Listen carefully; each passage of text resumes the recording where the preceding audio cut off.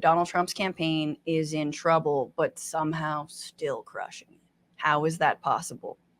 Let's take a look.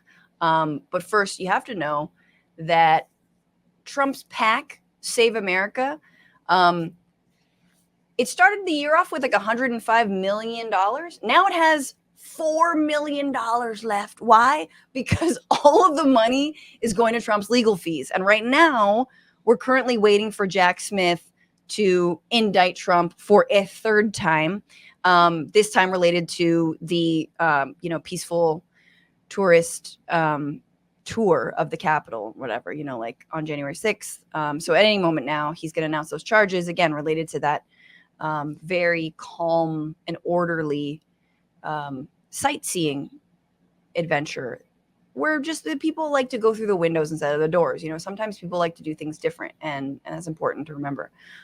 No judgment. I'm not kink shaming people who want to break windows and go through them. Look, sometimes people need to just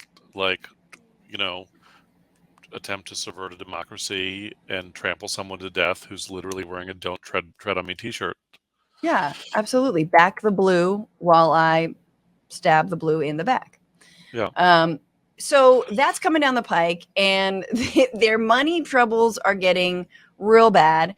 And yet, NATO, Newt polling in, Trump's just trouncing the opposition. So all other Republican candidates, DeSantis, Pence, Scott, Haley, Ramaswamy, and Christie, of course, Pence, Scott, Haley, Ramaswamy are between 3 and 2 points. Wait, hang on. Who the fuck is Ramaswamy? I missed this person. He is, I don't know much about him, but he's like another like model minority South Asian libertarian dude. Okay, but man, that's gotta hurt. Chris Christie coming in behind Ramaswamy. Chris Christie, who actually ran for president and was a governor, is pulling up the rear.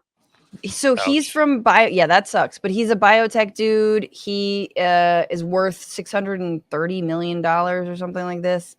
Vivek Ramaswamy is his name.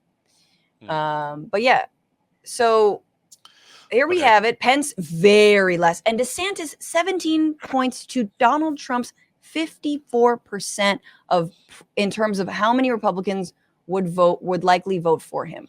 If the presidential nominee were held today, and this is according to a New York Times Siena College poll, which candidate would you be most likely to vote for? 54% says Trump, 17% said DeSantis. Now, who wants Trump? Everybody who is racist. Every single demographic group and region in every ideological wing of the party, as the survey found, Republican voters waved away concerns about his escalating legal jeopardy. He led by wide margins among men and women, younger and older voters, moderates and conservatives, those who went to college and those who didn't, in cities, suburbs, and rural areas.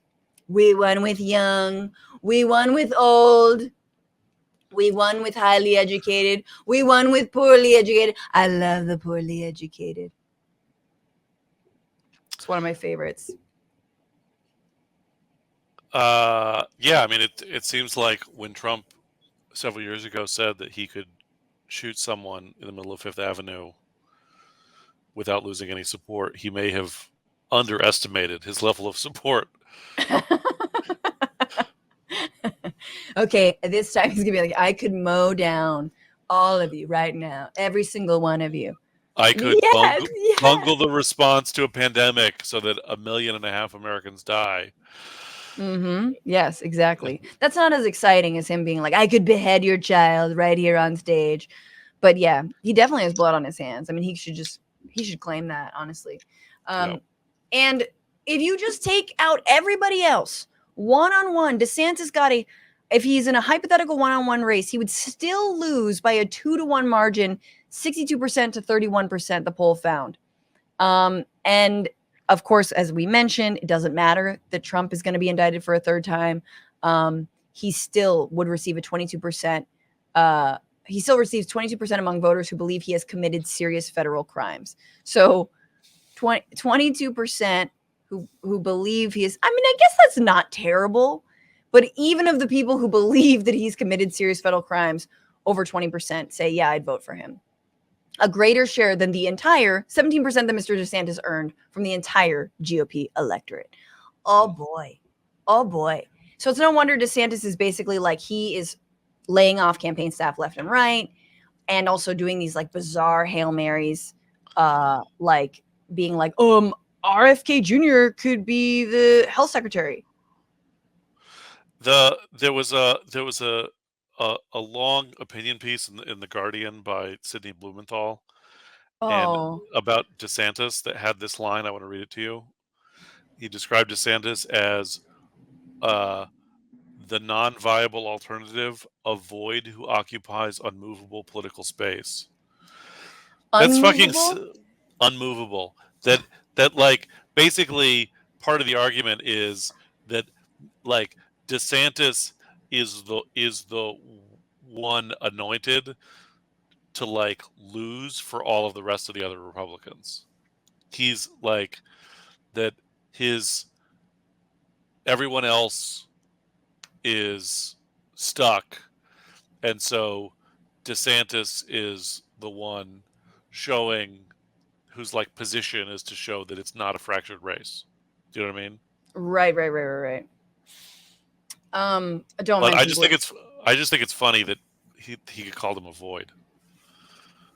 Called him a void. I mean, to be fair to Donald Trump, he saved the Republican Party.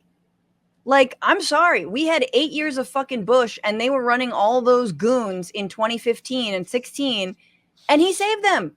He gave them new life. They got to appoint 3 new fucking Supreme Court justices thanks to that dumbass. He's the best thing that ever happened to them.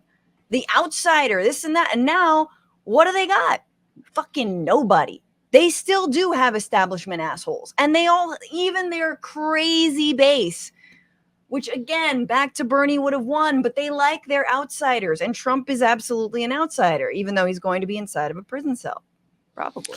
I think I mean, you know, it's such a conundrum because like for so many years we were afraid that that like we would have Trump and that Trump like was so gross that he unified the opposition and also was so inept that he didn't execute that much. Like he could, you know, it's like so much of what he did was through the management of the administrative state, and then Biden came in and just like did 50 executive orders in day one and reversed all of it.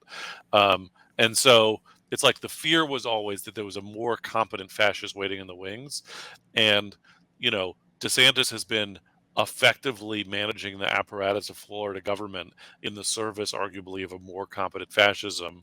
And so it's like, does it make me feel better that the Republican voter base prefers incompetent fascism to competent fascism? That when given a choice of the more competent fascism of Ron DeSantis, they're like, no, we want the dummy.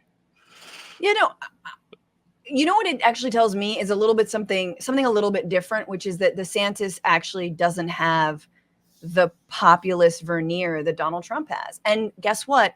People don't give a fuck about trans bathrooms and athletes or whatever, bathroom bills and all that bullshit. They don't care about stopping woke. They don't care about rewriting American history. They really don't care about any of that stuff. It's fun, I guess, is like a distraction, but they're not into that culture war bullshit. DeSantis is playing some old stale hits.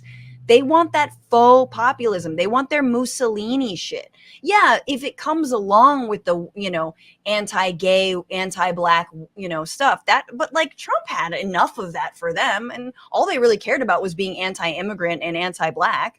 And he had all of that. So it's, you know what I'm saying? It's like, it's also further proof that the niche culture war shit that is having really real effects on real people, I don't think actually plays to people's basic interests and on a broader level.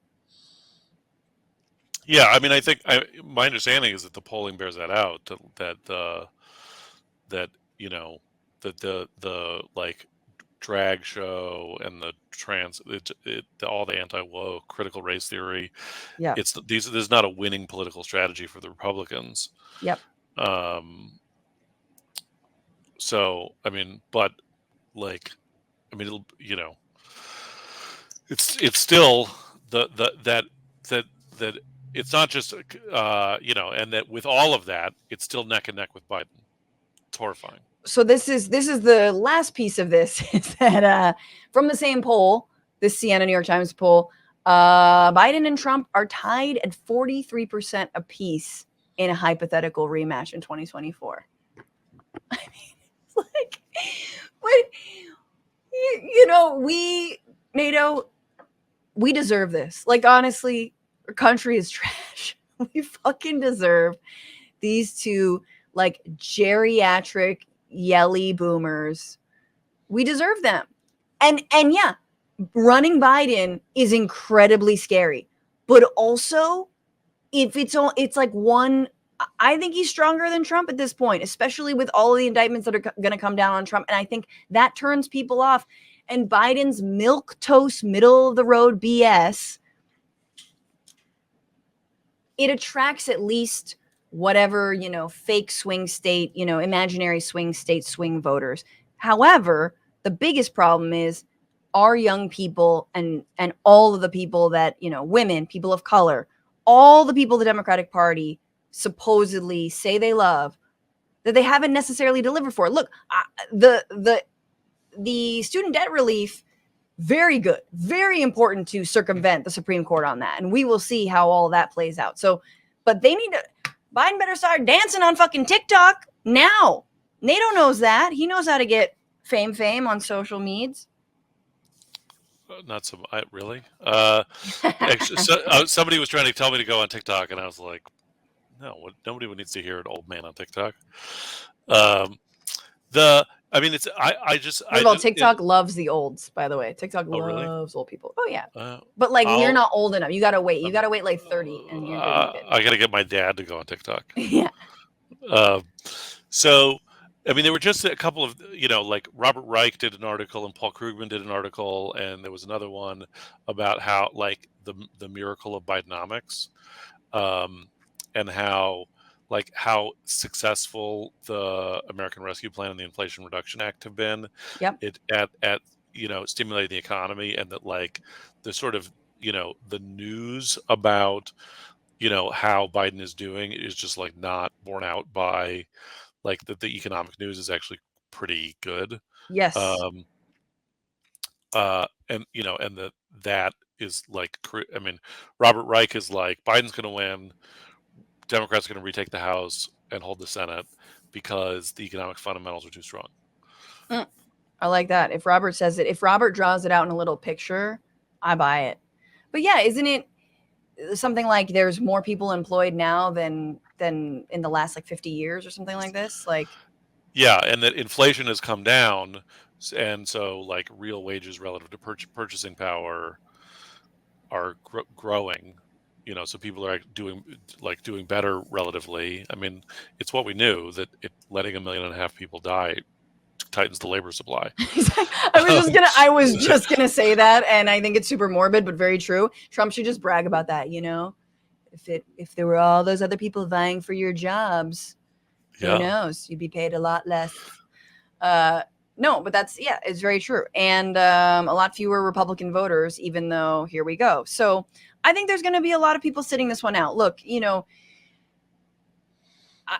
Trump they would always talk about, like, the silent majority. There's a lot of silent majority of people who love Trump and who are going to vote for Trump. I think that was in some aspects true in 2016. And I also think now there is a silent majority of people who maybe won't openly critique Trump, but they'll vote for Joe Biden. They're fine with that. They'd rather not die. What's going on, Frantifa? If you haven't already, subscribe to this channel right now. Hit that button. And also, you can become a patron and support the show every single week. Get access to bonus episodes and exclusive merchandise. Patreon.com/bitchuation room. Do it.